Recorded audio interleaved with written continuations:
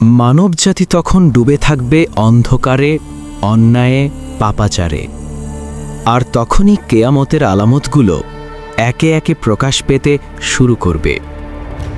প্রথমে আল্লাহ তাআলা এক মহামানব পাঠাবেন।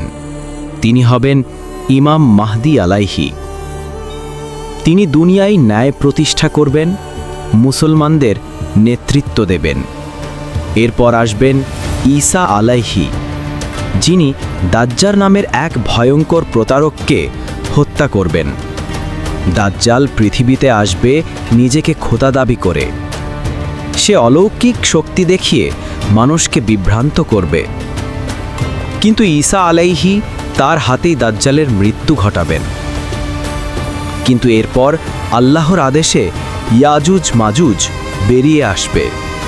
অসংখ্য বন্যার মতো দৌড়াবে পৃথিবী জুড়ে, সব কিছু ধ্বংস করে ফেলবে। ঈসা আলাইহি ও তার অনুসারীরা পাহাড়ে আশ্রয় নেবেন।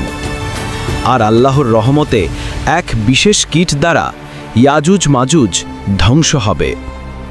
আল্লাহর নাম ভুলে যাবে। এক সময় পৃথিবীতে কাবা শরীফ ধ্বংস হবে।